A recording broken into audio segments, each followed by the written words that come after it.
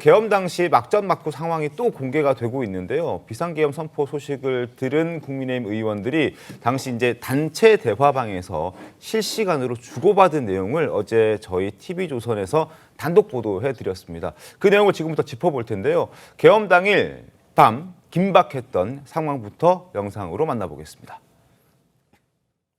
저는 원내 대표로서 그 당의 또 우리 의원들의 입장을 정해야 하기 때문에 그게 소통하면서 제가 여러 가지 알았습니다. 적어도 의원님은 아까 들어오셨었는데 투표에 참여하셨어야 하는 게 아닐까요? 저는 제가 일단 불참하게 된 것은 제 판단으로 불참을 했습니다.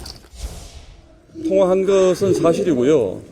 아마 시간은 제가 정확히 모르겠는데 당사에 있다가 국회로 이동하는 과정에서 전화를 받으신 것 같아요. 내용은 뭐 그야말로 미리 얘기를 못 해줘서 미안하다라고 말씀을 하셨다 그러고 담화문에서 설명했던 것을 이런 이유로 오늘 이렇게 계엄 선포하게 됐습니다. 미리 얘기 못 해줘서 미안합니다. 뭐 그런 얘기고 당연히 대통령하고 원내대표가 아무런 통화가 없을 수는 없죠. 네, 지금 저 당시 상황 지금 다시 봐도 의원들 그리고 또 추경호 원내대표 모두 이제 당황한 모습들이 그러니까요. 역력하게 네. 보이는데 네네. 지금 이 상황을 공유하면서 긴급 의총을 해야 한다. 지도부에서 입장을 좀 정리해달라. 지금 국민의힘 의원들 계엄 선포됐는데 어디로 가야 되느냐 이런 질문들이 갈팡질팡했었죠. 예, 그 의원들 단체 대화방에서 여럿 나왔던 것으로 지금 확인이 되고 있습니다. 일부 민주당 의원들은 국회에 담을 넘어서 가고 있는데 우리는 어떻게 해야 되냐 이런 식의 얘기들도 나왔는데 정광재 대변인님 이거 그래프 잠깐 좀... 설명 저희가 좀 해드리죠. 텔레그램 대화방의 내용입니다. 김소희 의원이 민주당은 바로 국회 소집한다는데 과연 우리는 어떻게 해야 합니까? 라고 10시 45분. 계엄이 선포되고 나서 한 15분쯤 뒤에 이렇게 문자 메시지가 등장하기 시작합니다. 그리고 권영세 의원은 비상계엄으로 국회 해산이라도 하겠다는 건가? 라고 10시 46분에 글을 남깁니다. 걱정의 목소리를 하기 시작하는 거죠. 서지영 의원, 지도부에서 빠른 입장을 좀 정리해 주시길 바랍니다라고 11시가 다 되어가는 시각 10시 56분에 입장을 냅니다. 그리고 한지아 의원도 지금 국회가 통제됐다는 얘기를 쭉 하고 있습니다. 아래 서범수 의원도 국회가 폐쇄됐다. 당사로 모이시죠. 김용태 의원도 국회가 봉쇄됐다. 들어갈 수 없다라는 그런 메시지들이 또 여기저기서 튀어나오기 시작합니다. 그래서 의원총회 장소를 지금 국회에서 당초 국회로 했다가 이런 의원들의 입장을 보고 현재 상황을 확인한 다음에 급히 장소를 당사로 변경하게 되죠.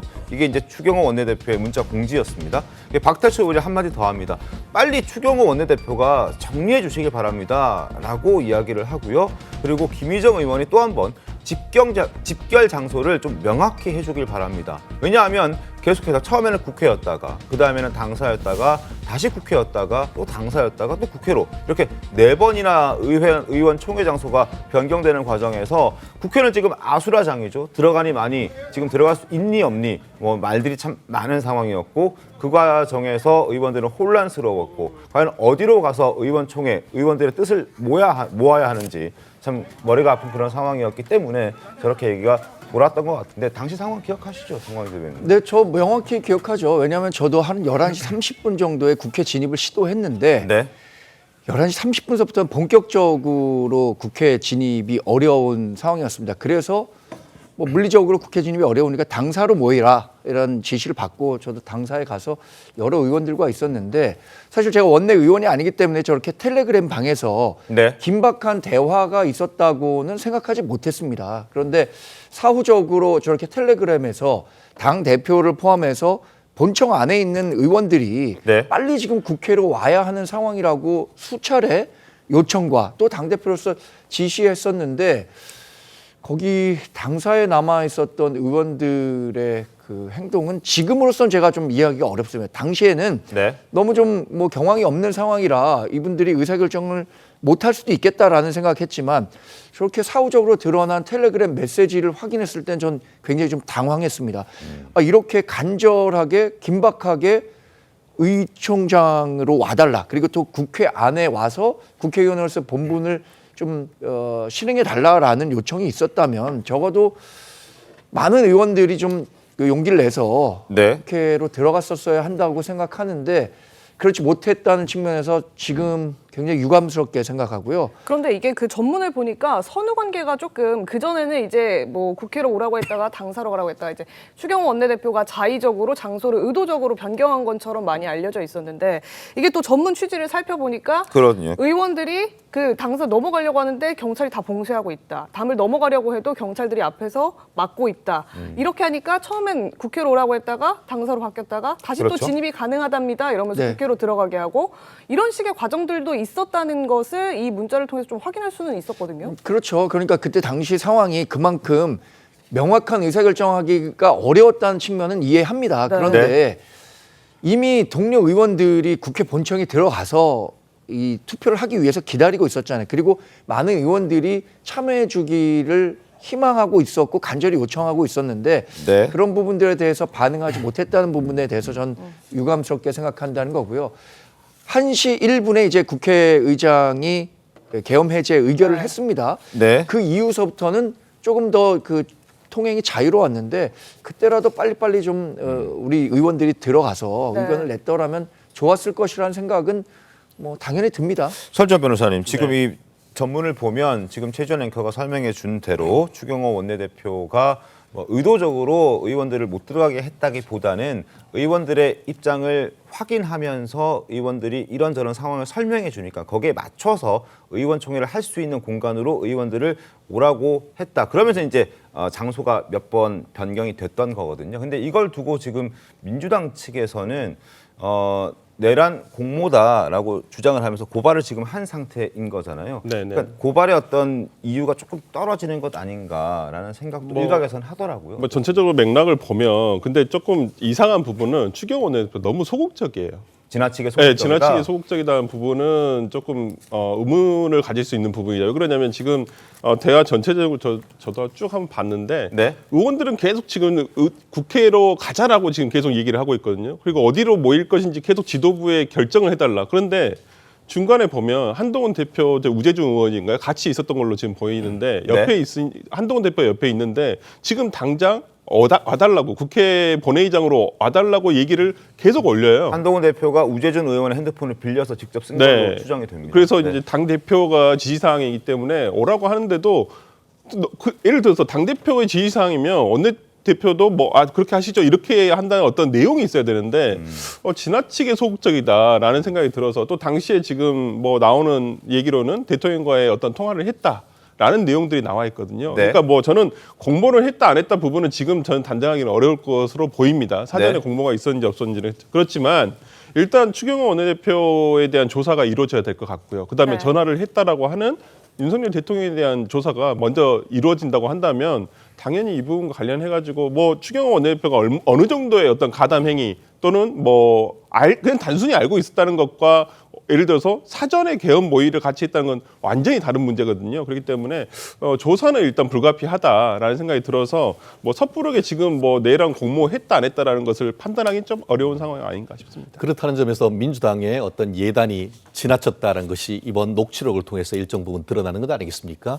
오늘 그 TV조선 단독을 보면은 11시 3분에 추경호 원내대표가 첫 비상의총 문자를 공지하면서 국회라고 했었습니다. 네. 그렇게 되니까 바로 신성범 의원께서 저는 국회로 출발합니다. 이럴 때 의원이 위치해야 될 장소는 대한민국 국회입니다. 이렇게 얘기를 했단 말이에요. 그런데 그 이후에 이게 그 국회가 완전히 막혔다 이렇게 하면서 우왕좌왕이 됐고 실제로 지금 그 1분 뒤인 그 김용태 의원 같은 경우에는 문자로 하면서 잠시 후 의총이 있으니까 국회로 즉시 모여주시기 바랍니다.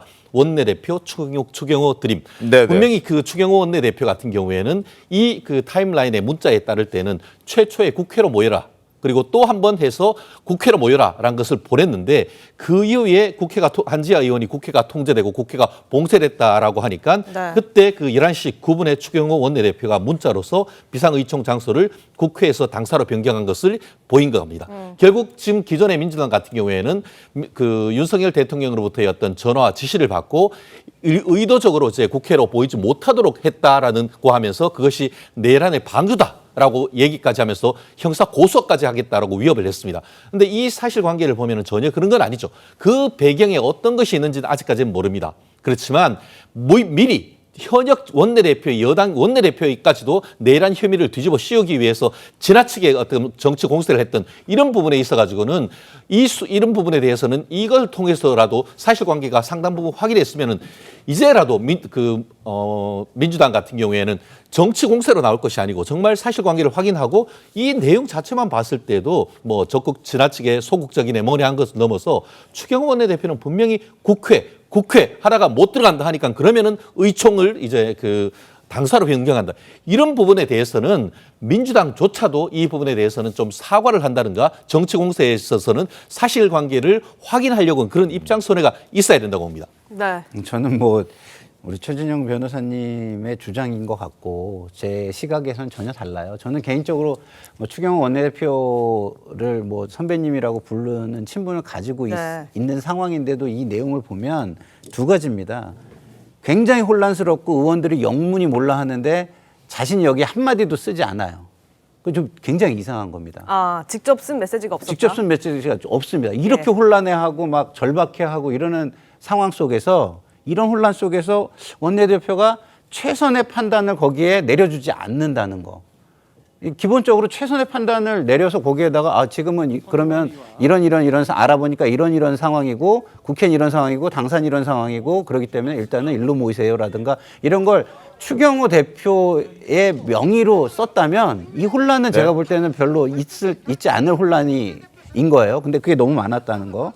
두 번째는 한동훈 대표가 지시를 한다는 내용이 올라옵니다. 그러면 추경호 대표 입장에서는 원내대표가 당대표하고 소통을 해야 되는 거예요. 이 상황에서. 왜냐하면 의원들이 그거 가지고도 또 대표의 지시라는 거와 추경호 대표의 뭐 비상의총 공지 문자 이 두 개를 놓고 문자 공지는 또 추경호 대표가 직접 보내는 건 아니잖아요. 네. 당직자들이 당에서 그렇죠. 이렇게 보내는 거고 그렇기 때문에 그러면 이 상황 속에서 추경호 대표 정도의 위치면 당연히 한동훈 대표하고 소통을 해가지고 입장을 정리해서 또 알려줄 필요가 있는 거예요. 그 정도의 지금 국무위원을 뭐 오래 하시고 공무원을 그렇게 오래 하셨는데 그 정도의 판단이 없으시진 않을 거라고 저는 보거든요. 그런 측면에서 민주당은 뭐 야당이니까 뭐 굉장히 좀 분명하게 뭐 이렇게 선명하게 주장을 하는 부분이 있긴 하지만 충분히 이상하다라는 합리적 의심을 할 수 있고 그 부분에 대해서 수사나 조사를 해야 되는 주장은 할 수밖에 없는 상황 아닌가 저는 이렇게 생각합니다. 정 대변인님 하나만 여쭤볼게요. 예. 이 당시에 그 추경호 원내대표와 한동훈 대표 사이에 직접적인 연락은 없었던 겁니까? 제가 본청에 있지 않아 갖고 확언드릴 수는 없지만 본청에는 한동훈 대표를 포함해서 18명의 의원이 있었고 당시 신동욱 원내 대변인과 배준영 원내수석 또 추경호 원내대표는 원내대표실에 머물렀었다고 했거든요. 네. 원내대표실에서 본인이 얘기했죠. 제 판단으로 표결에는 참여하지 않았다라고 했으니까 원내대표실에서 어떤 이야기들이 있었는지는 제가 잘 모르겠어요. 그러니까 뭐 직접 전화를 대표한테 했거나 뭐 아니면 굳이 이렇게 텔레방에서 얘기하지 않아도 두 사람과의 사이에 직접 소통을 할 수도 있는 거잖아요. 두 분이 긴박한 상황에서 직접 연락이 있었는지 제가 뭐 확인한 바가 없기 때문에 단언해서 말씀드리기는 어렵겠습니다. 네. 그러나 그 원내 수석 부수석이죠. 배준영 원내 부수석을 중심으로 해서 당사에 있는 의원분들이 이 본청으로 좀 와달라라는 메시지는 내린 것으로 알고 있습니다. 네. 네, 알겠습니다. 그날 당일 이제 비상계엄 소식을 국회 밖에서 저도 이제 접하고 이제 제 가족에게 전화를 우선 해서 일단 압수수색에 대비를 해라라는 이야기를 남기고 저는 바로 국회로 출발을 했죠. 근데 그 사이에 이제 저희 당원들, 지지자들, 지인들이 저에게 엄청난 문자를 보냅니다. 빨리 피신했으면 좋겠다. 왜 그러냐면 제가 이제 탄핵연대의 대표 의원이기도 하고요. 또 그런 걸 떠나서 이 계엄이 벌어졌을 때 국회의원이라고 하는 것은 신변의 위협을 당연히 본능적으로 느끼게 돼 있는 겁니다. 그럼에도 불구하고 제가 저희 당원 카톡방에 걱정하지 마라. 이럴 때 목숨을 걸고 일을 하러 국회의원을 뽑아줬으니 저는 국회에 가 있어야 되겠다. 이게 평범한 국회의원인 제가 할 수 있는 상식적인 판단입니다. 의무이고. 네. 그런데 이 비상계엄을 해제할 정족수를 채워야 되는 그 절박한 상황에서 만약에 그 정족수가 1, 20분이라도 늦게 채워졌다면 이 비상계엄이 성공할 가능성도 상당히 많았던 절박한 순간 아닙니까? 그런데 그 여당의 원내대표라는 분이 평범한 평의원인 저 같은 사람도 목숨을 걸고 국회에 있어야 되겠다. 또 자당의 신성범 의원도 금방 말씀하셨습니다만 이런 때 국회의원이 있어야 될 곳은 국회입니다라고 남기고 있잖아요. 이런 상식적인 판단을 하지 못해서 4번이나 우왕좌왕해가지고 어떤 계엄 선포 해제 가결을 늦게 할 수밖에 없도록 만들었다라고 하는 것은 이것은 1. 상황 판단에 대한 무능이거나 2. 소극적이거나 3. 의도적이거나 셋 중에 하나입니다. 이런 상황에서 민주당이 그것까지 판단해서 추경호 원내대표에 대한 정확한 조사가 필요하다라고 한 절차를 하지 않아야 된다고 하는 말씀은 동의할 수 없고요. 네. 예, 지금 최 변호사님 말씀대로 이러한 과정들이 수사를 통해서 정확하게 추경호 원내대표가 정말 소극적이긴 했으나 네. 의도적인 아니었다라고 하는 것을 밝혀지면 좋겠고, 그러나 그것이 지금 와서 민주당이 지나친 정치 공세였다, 사과드립니다라고 그렇게 해야 된다라고 하는 최 변호사님 말씀에 죄송하지만 그건 동의할 수 없다. 뭐 그 정도 말씀 분명히 드리고 싶습니다. 알겠습니다. 네.